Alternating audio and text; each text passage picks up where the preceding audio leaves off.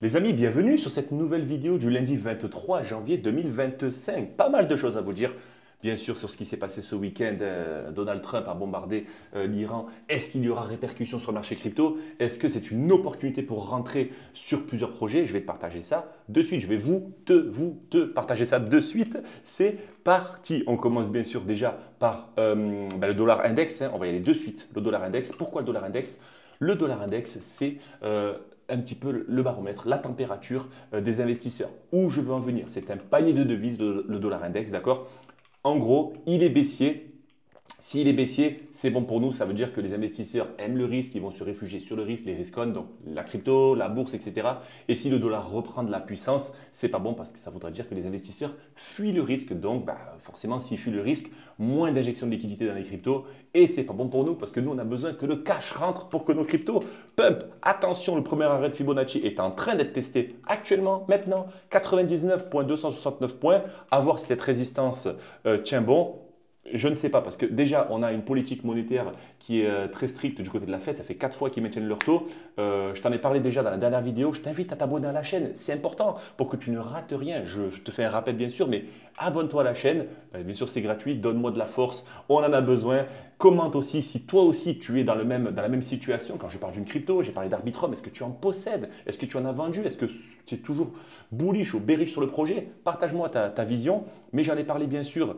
C'était quand? C'était mercredi que j'ai partagé l'actualité crypto. J'ai partagé bien sûr le contexte géopolitique, ce qui est tragique, mais j'ai également partagé aussi pas mal d'infos importantes que tu ne dois pas rater parce que ça te permettra d'avoir une vision périphérique, hein. Encore une fois, je le répète, le lundi, on fait de l'analyse technique du marché. Le mercredi, on fait l'actualité crypto. Je te fais un condensé en 10-15 minutes. Et le samedi, les cryptos qui ont le plus performé et le moins performé de la semaine. C'est le top, voilà, c'est le top, c'est le pack, le packaging complet, totalement gratuit bien sûr, sans parler des shorts. Je t'invite aussi à aller checker et à commenter. Donc c'est un panel aussi de tout ce qu'on a partagé.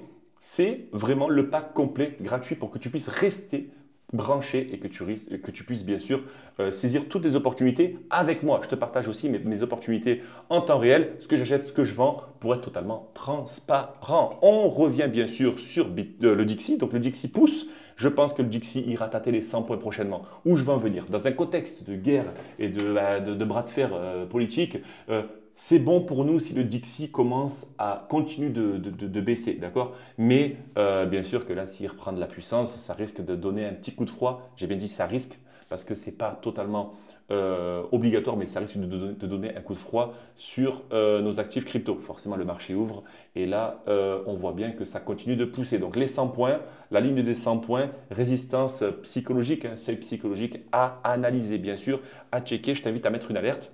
Et je te partagerai ça bien sûr sur Discord. Si tu n'es pas sur Discord, je t'invite aussi à cliquer sur le lien. Discord, c'est un endroit où on discute tous ensemble. Les membres de la communauté, les membres que j'ai formés personnellement, mes amis, les membres de l'équipe, on est environ une 100, 150 dessus.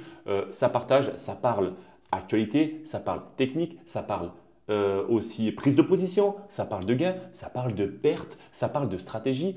On avance ensemble. On avance ensemble. Tu es débutant, tu ne sais pas vers quoi te tourner, rejoins le Discord, on te souhaitera la bienvenue et on est là pour toi. Le lien est dans la bio, je t'invite à cliquer dessus. Parenthèse terminée. Oh, le Dixie, ça pousse, ça continue de pousser. Donc, ouais, voilà, je pense que les 100 points seront inévitables. Au niveau de la bourse, donc du SPX, c'est bien sûr le plus gros indice boursier américain, hein. On est toujours sur une divergence baissière. Attention, attention, hein, des tops, des sommets de plus en plus hauts, hein, top de structure. Pourquoi pas bien sûr, hop là, je vais t'enlever ça de suite. Pourquoi pas bien sûr un top à tester la TH, mais là il y aurait possible rejet à voir, mais avec un Dixie qui pump, avec une politique monétaire stricte au niveau de la Fed, avec des bombardements sur l'Iran, il y a de faibles chances que le SPX continue de pumper. Attention, si je me suis trompé, je serai content bien sûr, mais il y a de faibles chances. Donc je suis assez mitigé sur le sujet. Pareil sur le Nasdaq, aujourd'hui on est sur des tops, on n'est pas loin de la TH, mais on est en train de s'essouffler. Donc attention à surveiller, d'accord? Le Dixie, il pump, hein, il pousse, il pousse, il pousse. Grosse bougie vectorielle en approche. Qu'est-ce qu'on a d'autre? On a l'or aussi qui est sur ses sommets, hein, belle résistance aux alentours des 3400 $ l'once. On va peut-être y revenir, je ne sais pas, mais il faudrait bien sûr que le Dixie continue de baisser pour qu'on ait un or qui précis. D'abord, avant d'aller sur Bitcoin, est-ce qu'on n'irait pas sur la total market cap des cryptos? Je ne sais pas si tu suis, bien sûr, et encore une fois, je t'invite à suivre et à t'abonner et à suivre l'actualité crypto, l'actualité, l'analyse technique tous les lundis. Tous les lundis, j'essaie de faire une analyse qui se suit, d'accord, pour que tu aies un vrai fil conducteur. Et on en avait parlé, il est là, il est là, il est là. On en avait parlé, on attendait bien sûr le rebond sur le premier arrêt de Fibonacci. Est-ce que tu étais là? Si tu n'étais pas là, c'est pas grave, mais j'avais dit, on était vers là, j'avais dit que les 3,2 milliards de market cap, trilliards de market cap, pardon, parce qu'on est sur la totale market cap des cryptos, hein, qui est aujourd'hui à 3 trilliards de market cap, peu importe, 3 000 milliards de market cap. J'avais dit que j'attendais bien sûr le rebond stratégique sur les 0,38,2 du retracement baissier de cette tendance haussière de Fibonacci. On est en train de tester, on est venu tester, on est venu chasser ce week-end. Hein, ça a été tragique, hein, on a eu un gros coup de clim ce week-end sur les cryptos. Mais le premier arrêt de Fibonacci, il tient. Alléluia. Qu'est-ce que ça veut dire? Pour l'instant, ça veut dire que on maintient les 3 000 milliards de market cap sur les cryptos. C'est une bonne nouvelle. D'accord? Ça veut dire que pour le moment, on n'a pas de signal. Attention, pour le moment, je te parle de maintenant, on est le 23 juin. Pour le moment, on n'a pas de signal. On a un signal de support, mais on n'a pas de signal comme quoi on irait chercher les 2700 milliards parce que ça serait une bonne clim là, moins 10% sur le marché crypto, ça nous ferait mal. Donc pour l'instant, on maintient le premier arrêt de Fibonacci, 3,04 trillions, tant mieux, et c'est bon comme ça. La Total 3, je sais qu'elle t'intéresse parce que c'est la total market cap des cryptos, sauf Bitcoin et Ethereum, donc tout ce qui touche aux altcoins forcément. Je pense que tu dois en avoir et c'est ce qui t'intéresse et ce qui m'intéresse aussi. On est venu en RLZ, donc là du coup, on est venu casser carrément le premier arrêt de Fibonacci. Tu remarques bien en fait, j'espère que ça n'arrivera pas, bien sûr, mais en fait, la Total 3, on dirait qu'elle est en avance sur la Total Market Cap. Là, on maintenait sur le premier arrêt de Fibonacci, tu vois bien, et sur la Total, on maintient. Et sur la Total 3, bien sûr, on est venu en zone de rechargement et on est venu, tac, tac, tac, on est venu chasser les stops et on est venu chasser sous les 755 milliards de market cap. Qu'est-ce que ça signifie? Ça signifie forcément que là, encore une fois, on a une réaction des bulls. Des bulls, c'est une bonne nouvelle, mais bien sûr, si la totale market cap va en zone de rechargement, la totale 3 ira, je pense, logiquement aller chercher ses plus bas aux alentours des 700 milliards de market cap. Donc ça serait bien sûr tragique pour nos altcoins. Pour le moment, aucun signal de retournement. La tendance reste baissière, le canal reste baissier. Bien sûr, il faudrait, je pense, bien sûr, un regain et aller rechercher les 845 milliards et casser le canal pour aller chercher, bien sûr, les ATH. Mais encore une fois, je spécule parce que la Fed nous enclave. C'est compliqué. Attendons bien sûr le mois prochain pour envisager un assouplissement des taux sur la politique monétaire. Jérôme Powell, si tu me regardes, bien sûr, tu ne me regardes pas, bien sûr, tu n'as pas que ça à faire. Mais Jérôme Powell, détends-toi un petit peu le slip, s'il te plaît. Ça ne va pas du tout, là.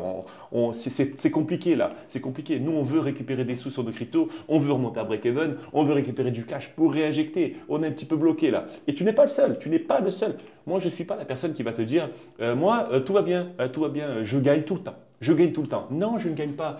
Je le répète et je crois que j'en ai parlé avant-hier. Sur plusieurs de mes portefeuilles, je suis à moins 60% sur les altcoins. Oui, parce que j'ai injecté en novembre, en décembre, en janvier, en février, en mars. Et les cryptos ont chuté depuis. Oui, je suis perdant. Et alors?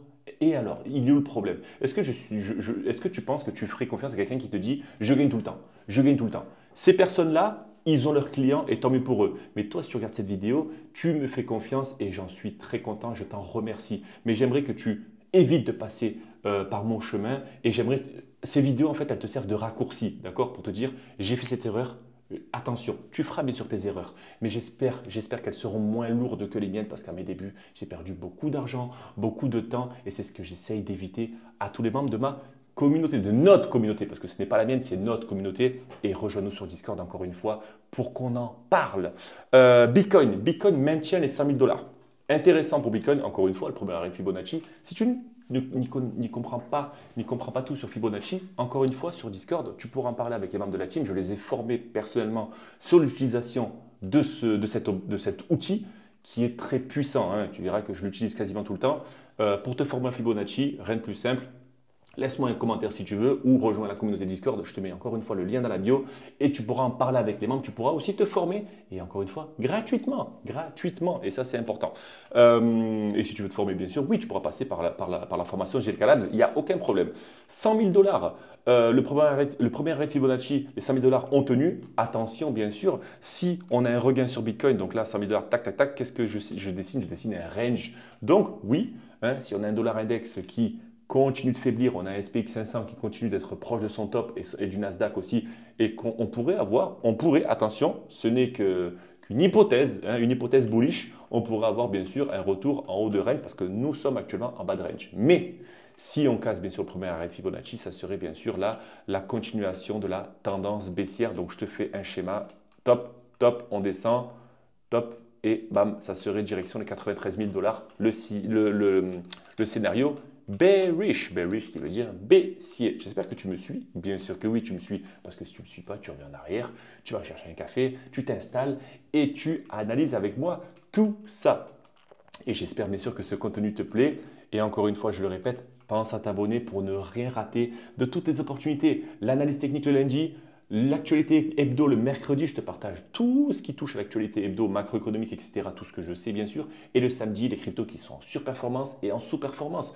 Je le répète, c'est gratuit et ça te permettra d'y voir beaucoup plus clair, tranquille, posé dans ton canapé, ta tablette, téléphone, télé, n'importe quel support. Tu peux regarder ça sur YouTube et ça fait plaisir. Ethereum, on est bearish sur Ethereum. Pourquoi? Parce qu'on a cassé le premier arrêt de Fibonacci. On était bien parti sur Ethereum. On était sur un beau range là, sur un support avec une petite résistance, un petit support, résistance. On se mettait bien dans le trading club là, tac, tac, tac, tac, tac, tac. Et là, on est venu casser. Donc forcément, une zone d'accumulation. On est toujours en recherche d'un déséquilibre, qu'il soit baissier ou haussier. Il est baissier. Pas de problème, parce qu'Ethereum, c'est quand même un projet qui reste viable sur le long terme et on reste bullish sur ça. Tant mieux, ça nous permettra d'en acheter beaucoup plus bas. Mais on a un petit pullback en plus qui s'est mis en place. Et là, si la tendance continue, on viendrait bien sûr combler l'imbalance qui s'est créé sur la bougie vectorielle du jeudi 8 mai.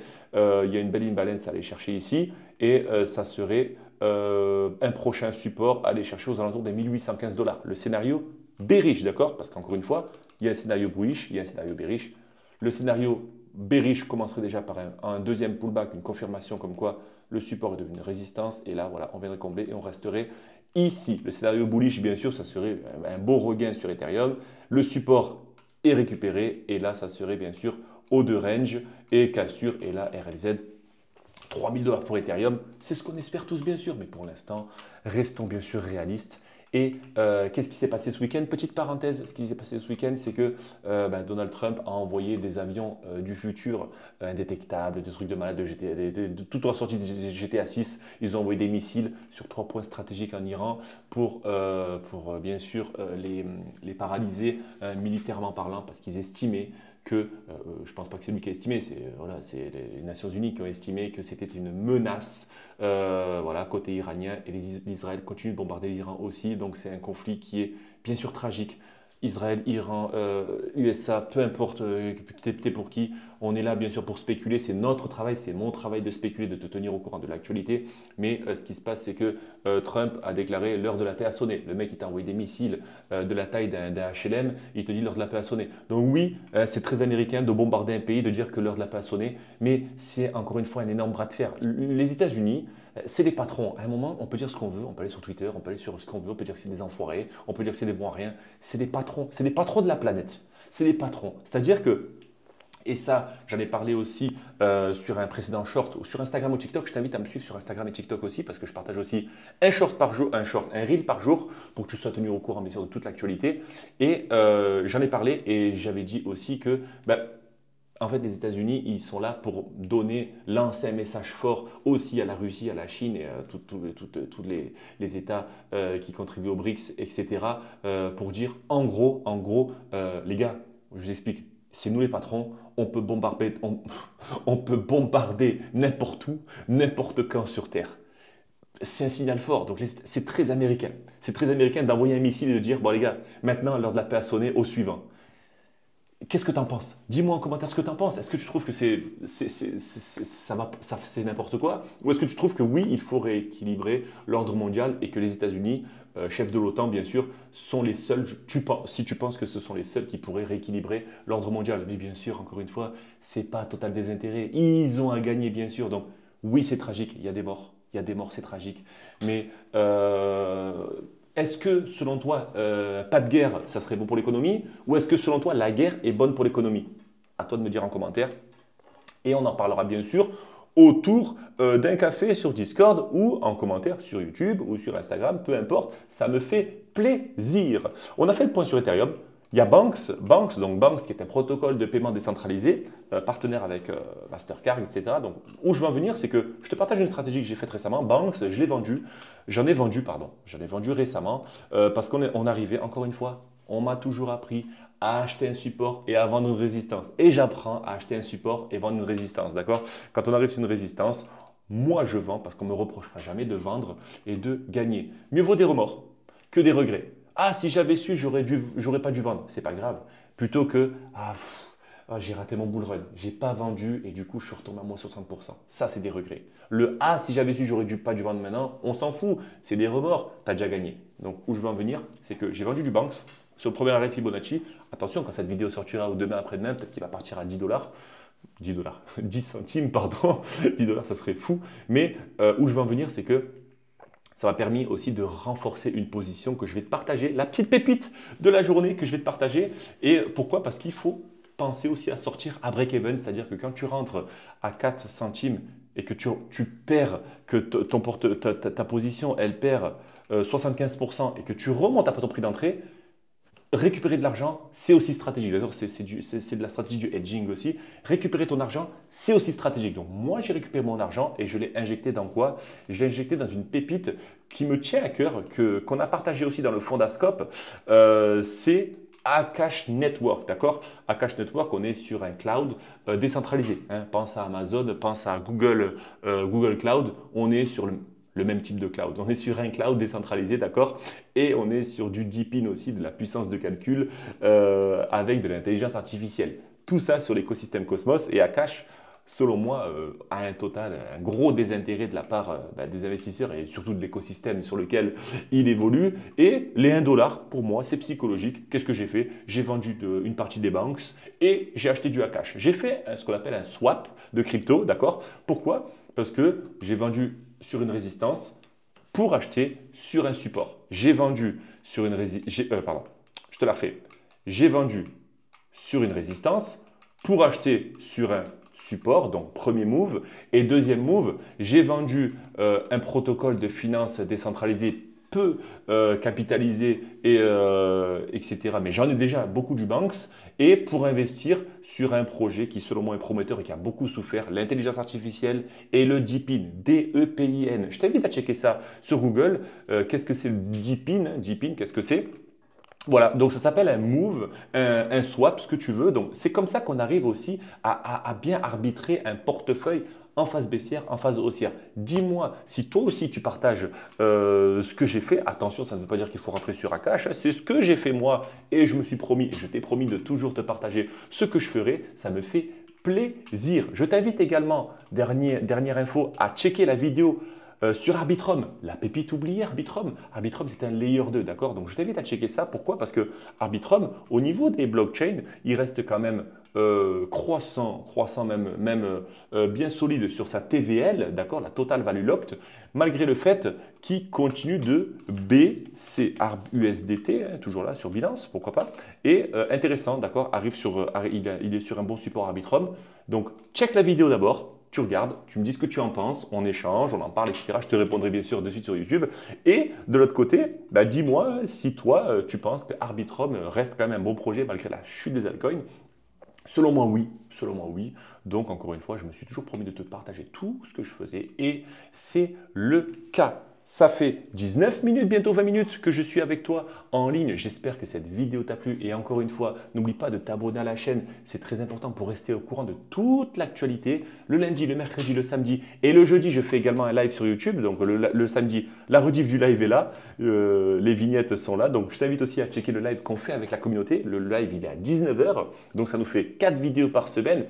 Et ça me ferait vraiment plaisir que tu restes avec nous, que tu évolues avec nous. Et encore une fois, si tu veux passer le step, eh ben, rejoins le serveur Discord, c'est gratuit. Tu cliques sur le lien, tu pourras directement être en contact avec moi. On pourra discuter de tes stratégies, on pourra discuter aussi de tes envies, de tes objectifs. Même si tu n'y connais rien en crypto, que tu débutes totalement, les membres t'accueilleront comme si tu étais là depuis plusieurs années, comme eux. C'est comme ça que ça marche chez nous. On n'est pas beaucoup et c'est voulu. Sur ce, je te souhaite une excellente journée et un excellent début de semaine. N'oublie pas aussi de rester branché sur Instagram et TikTok. Ça se passe aussi là-bas et je te souhaite une excellente journée. Ciao, à très vite.